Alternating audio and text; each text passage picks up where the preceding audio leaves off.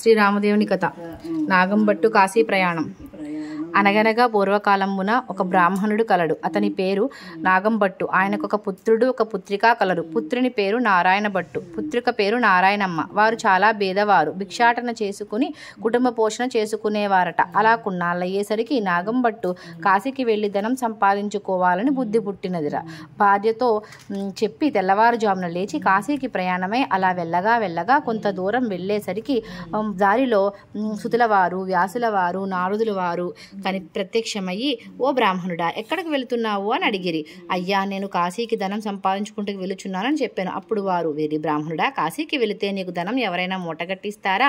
కాశీకి వెళితే గంగా స్నానం దొరుకుతుంది, విశ్వేశ్వరుల దర్శనం దొరుకుతుంది, అన్నపూర్ణ దర్శనం దొరుకుతుంది. కానీ కాశీకి వెళితే నీకు ధనం మూటగట్టిస్తారా? మేము ఒక కథ చెబుతాం, వింటావా అని అడిగినారు. మీరు ఏ దేవుని కథ చెప్పవలసినది మహానుభావ, అది ఏమి కథ వివరించండి స్వామి అని వేడుకొనెను. పూర్వకాలమున కోసల రాజ్యము కలదు. ఆ రాజ్యము పాలించే దశరథ మహారాజు కలడు. ఆయన పిల్లల కోసం పుత్ర కామేష్టి యాగం చెయ్యగా దేవతలు ప్రత్యక్షమై పాయస పాత్ర ఇచ్చినారు. అది పట్టుకుని వెళ్లి తన భార్యలకు కౌసల్య, సుమిత్ర, కైకేయి అను ముగ్గురు భార్యలకు ఇచ్చినాడు. వారు ముగ్గురు భుజించగానే గర్భవతులైరి. నవమాసములు నిండగానే చైత్ర శుద్ధ నవమి నాడు పునర్వసు నక్షత్రమున శ్రీరామ, లక్ష్మణ, భరత, శత్రుఘ్నులు అను నలుగురు కుమారులు జన్మించారు. వారు దినదిన ప్రవర్ధమానులై బాలచంద్రు వలె పెరుగుచుండిరి. కొన్నాళ్ళయ్యేసరికి విశ్వామిత్రుడు వచ్చి రామలక్ష్మణులిద్దరిని యాగ సంరక్షణార్థం తనతో పంపమని దశరథ మహారాజును అడగగా, విశ్వామిత్రునితో రామలక్ష్మణులు పంపుటకు దశరథ మహారాజు అంగీకరించగా ముని వారిద్దరికి బల అతి బల విద్యను రాముడు తాటకిని చంపి శివుని విల్లు విరచి సీతను పెండ్లియాడి అహల్యాశాప విమోచనం చేసి పరశురాముని గర్వభంగము చేసి కైక వరము చేత 14 ఏండ్లు అరణ్యవాసములో ఉండగా రావణాసురుడు సీతను ఎత్తుకుపోగా లంకాపురం కేగి లంకా దహనము చేసి రావణాసురుని వధించి విభూషణునికి పట్టం గట్టి తిరిగి వచ్చి పట్టాభిషిక్తులే సుఖముగా రాజ్యమును ఏలుచుండెను. ఇది రామదేవుని కథగా చెప్పి 5 లక్షవారములు 5 ఆదివారములు ఆవు నెత్తితో దీపం పెట్టి ఆవు పాలు, గోధుమ రవ్వ, పంచదార కలిపి 5 ఉండలుగా ప్రసాదం చేసి రామదేవునికి నైవేద్యం పెట్టవలను. ఒక ఉండ రామదేవునికి, ఒక ఉండ బ్రాహ్మణునికి, ఒక ఉండ ముత్తైదునకు, ఒక ఉండ ఇరుగు పొరుగు వారికి, ఒక ఉండ భార్య పిల్లలు తినవలను. ఈ విధముగా 5 లక్షవారములు 5 గురువారములు పూజ చేయవలను. నిత్యం రామదేవుని కథ చెప్పుకున్న వారు అష్ట ఐశ్వర్యములతో ఇష్ట సంపదలతో తొలతూగలరు. అలా అనగా కొంతకాలం అయ్యేసరికి ఇదివరకే కాశీకి వెళ్ళాలనుకున్నాను, కానీ వెళ్ళలేదు. ఇప్పుడు వెళ్దామనుకుని కొంచెం ధనం మూటగట్టుకుని కాశీ కావుడి భుజం మీద వేసుకుని కుమార్తెని పిలిచి, అమ్మాయి, అబ్బాయి, మీరు శ్రద్ధగా కథ విడవకుండా చెప్పుకోమని చెప్పి నారాయణ భట్టు కాశీకి ప్రయాణమై వెళ్ళెను. ఆ మరునాడు కుమారుడు ఆయవారానికి వెళ్ళి వచ్చి, అమ్మ, రామదేవుని కథ చెబుతాను, విందువుగాని రావమ్మా అని పిలిచిన. ఆయన వంట వేళ, ప్రొద్దున్నే దాసిది పాచి పనికి వచ్చే వేళ అయినది, ఇప్పుడు కథ వినను అనెను. మళ్ళీ మధ్యాహ్నం కథ చెబుతాను, విందువుగాని రావమ్మా అనెను. ఇప్పుడేమి కథ నాయన, పడకవేళ నిద్రవేళ, ఇప్పుడు వినను అనెను. రామదేవుని కోపం వచ్చి ఎలా వచ్చిన ఐశ్వర్యం అలాగే వెళ్ళిపోగా బిందెలు, చెంబులు, గిన్నెలు అన్నీ దొల్లి ఇరుగు పొరుగు వారిండ్లకు వెళ్ళిపోయాను. పూర్వం నుండి ముష్టి ఎత్తుకునే చిల్లురాగి చెంబు కూడా దొల్లిపోచుండగా చూచి నారాయణమ్మ, అమ్మ, అదైనా ఉంచమని కోరవే అమ్మ అని చెప్పగా ఆమె అదైనా ఉంచు రామదేవుడా తండ్రి అని వేడగా ఆ చెంబు తప్ప మిగతా అవన్నీ విడలిపోయినవట. వారి గూటిలో ఉన్న వెండి కంచము కూడా దొల్లిపోచుండగా అప్పుడు ఆమె కంచెం అంచు పట్టుకొని లాగినదట.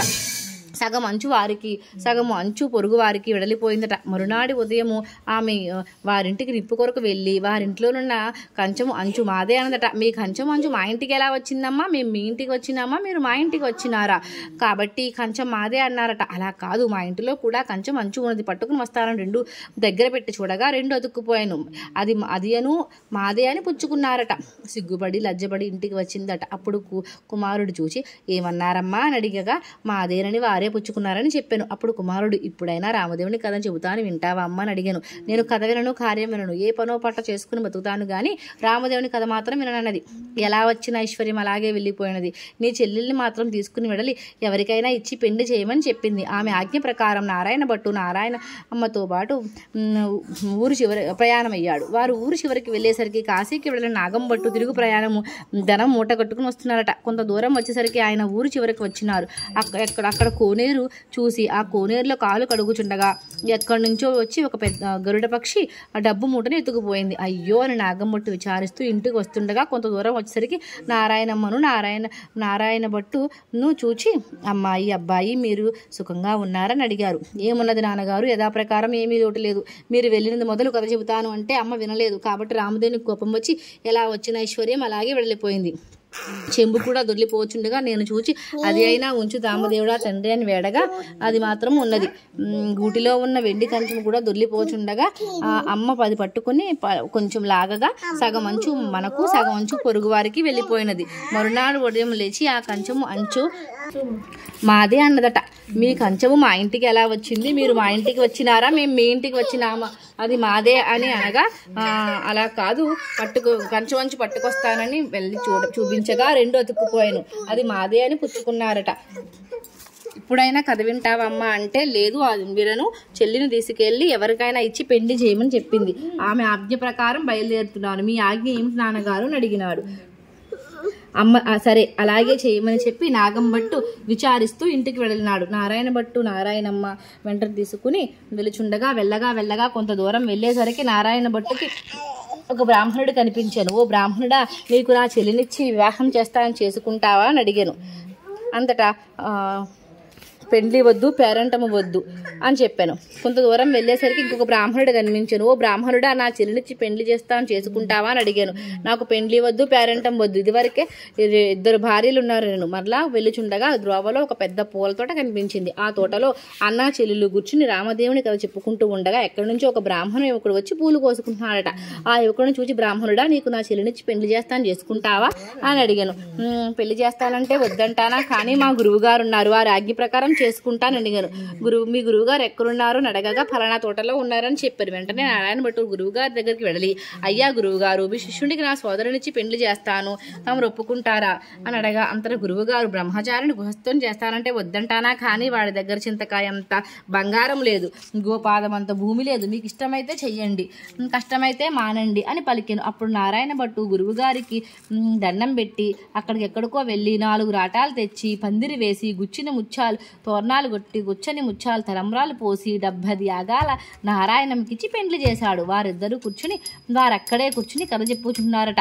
కొన్నాళ్ళయ్యేసరికి ఒక విప్రుడు వచ్చి, మీకు 4 ఎకరముల భూమి దారపోస్తాను, పుచ్చుకోవలసిందని చెప్పగా అప్పుడు వారు, మేము రామదేవుని కథ చెప్పుకుంటున్నాము, కథ అయినాక పుచ్చుకుంటున్నాము, మీకు ఇష్టమైతే కూర్చుని కథ వినండి అని చెప్పారు. కథ అయిన తర్వాతే ఆ బ్రాహ్మణుడు రాగి చెంబులో నీరు పోసి, ఫలానా తోటలో ఆస్తి ఉన్నది, అనుభవించమని చెప్పి ఆ 4 ఎకరాల భూమి వారికి దారపోసి ఆ విప్రుడు ఎక్కడికో వెళ్ళిపోయాడు. అలా కొన్నాళ్ళయ్యేసరికి ఆ ఊరి రాజుగారు ఒక భవనం కట్టించి కొంత ధనమును పుణ్య దంపతులకు దారపోయాలని చూస్తున్నారట. ఎక్కడ వెతికినను పుణ్య దంపతులు దొరకలేదు. ఆ రాత్రి రామదేవుడు రాజు కలలో కనిపించి, ఫలానా తోటలో పుణ్య దంపతులు ఉన్నారు, వారిని తీసుకుని వచ్చి దారపోయమని ఆజ్ఞాపించారట. వారి ఆజ్ఞ ప్రకారం మరునాడు ఉదయం లేచి 16 మంది బోయిలను పల్లకీని పంపించారట. వారక్కడికి వెడలి చూసేసరికి, ఏమండోయ్, మా దేశపు రాజుగారు ఒక గృహము కొంత భాగము మీ ఇంటికి మీ ఇద్దరికి దారపోస్తారట, మిమ్మల్ని వెంటబెట్టుకు రమ్మన్నారని పంపారని చెప్పారు.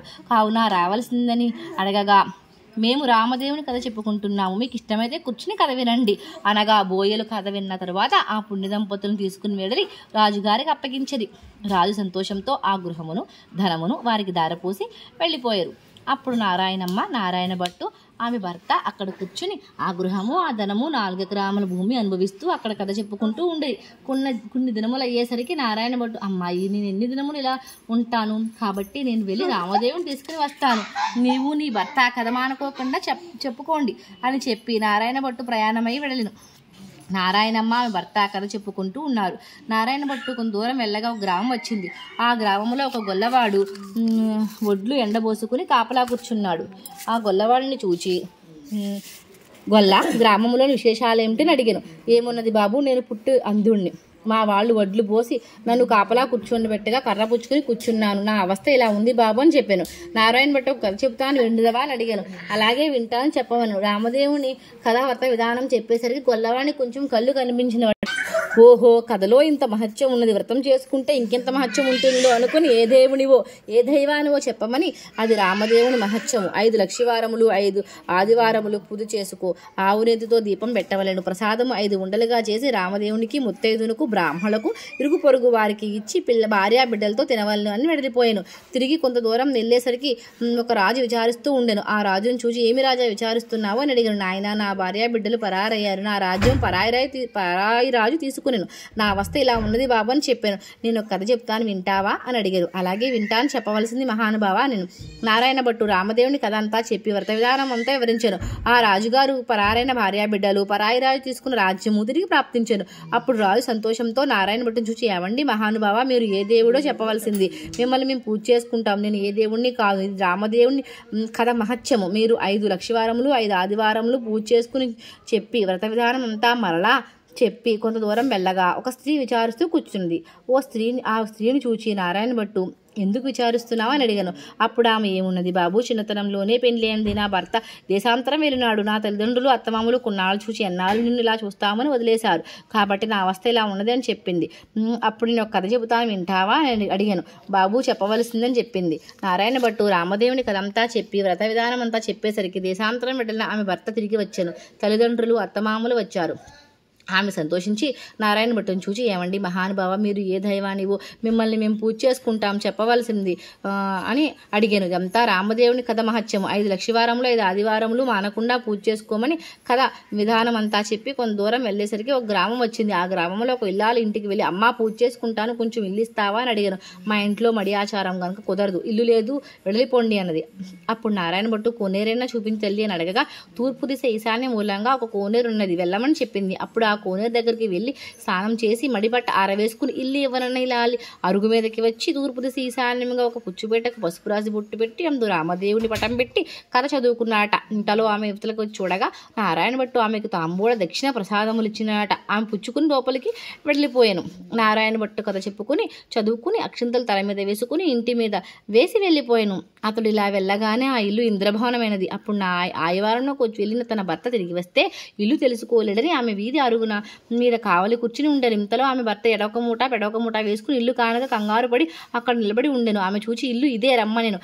ఇది మన ఇల్లు కాదు, నేను రానడానికి పలకగా, ఇది మన ఇల్లే, ఎలా అయిందో చెబుతాను రండి వినండి. ఎక్కడి నుంచో ఒక బ్రాహ్మణుడు వచ్చి పూజ చేసుకుంటాను, ఇల్లు ఇవ్వమన్నాడు. నేను మన ఇంట్లో మడి ఆచారం కుదరదు, ఇల్లు ఇవ్వనని చెప్పి తిని. అప్పుడు అతను ఒక కోనేరైనా చూపించమన్నాడు. అప్పుడు నేను తూర్పు దిశ ఈశాన్యమోనుగా కోనేరు ఉన్నదని చెప్పి తిని అతడు కోనేరు దగ్గరికి వెళ్ళి స్నానం చేసి మడిబట్ట ఆరవేసుకుని మన అరుగు మీదకి వచ్చి ఒక పుచ్చుపీటకు పసుపు బొట్టు పెట్టి తూర్పు దిశ ఈశాన్య మూలంగా పెట్టి అందు రామదేవుని పటం పెట్టి పూజ చేసి బావు పాలు గోధుమ రవ్వ పంచదార కలిపి ప్రసాదముగా ఉండలు చేసి రామదేవునికి నైవేద్యం పెట్టి కథ చెప్పుకున్నాడు. నేను బయటకు వచ్చేసరికి తాంబూలాలు దక్షిణ ప్రసాదములు నాకు ఇచ్చినాడు. నేను లోపలికి వెళ్ళిపోయి తిని అతడు కొన్ని అక్షింతలు తల మీద వేసుకుని మరికొన్ని అక్షింతలు మన ఇంటి మీద వేసి వెళ్ళిపోగా ఇల్లు ఇలా ఇంద్రభవనంగా మారింది. ఇదంతా ప్రసాద మహత్యం అని పలికాను. ఆయన పూజ చేసుకుంటానంటే వద్దన్నావా నిర్భాగ్యురాల, అతను ఏ దిశగా వెళ్ళాడో చెప్పు అనగా ఈశాన్య మూలంగా వెళ్ళాడని చెప్పింది. అప్పుడు ఆయన మూటలు పక్కన పెట్టి నారాయణ భట్టుని వెతుకుతూ బయలుదేరాడు. కొంత దూరం వెళ్ళగా నారాయణ భట్టు ఆ బ్రాహ్మణుడు కనిపించెను. అప్పుడు బ్రాహ్మణుడు, ఏమండోయ్ మహానుభావ, మీరు మా ఇంటికి రావాల్సింది, మేము మిమ్మల్ని పూజ చేసుకుంటాము, మీరు మీ ఇంటికి ఇప్పుడు రాను, రామదేవుని వెతుకుతూ వెలుచున్నానని అని చెప్పగా బ్రాహ్మణుడు, అలా కాదు మహానుభావ, మీరు మా ఇంటికి వచ్చి పూజ చేసుకుంటానంటే మా వాళ్ళు ఇల్లు ఇవ్వనన్నారు, కాబట్టి మాదే తప్పు, మా తప్పు క్షమించి మా ఇంటికి రావాల్సింది, మీరు ఏ దైవానివో చెప్పండి, మిమ్మల్ని మేము పూజ చేసుకుంటాము, మీ ఇల్లు కాబట్టి మీరు ఇవ్వనన్నారు, మీ తప్పేమీ లేదు, రావడం నాదే తప్పు అనెను.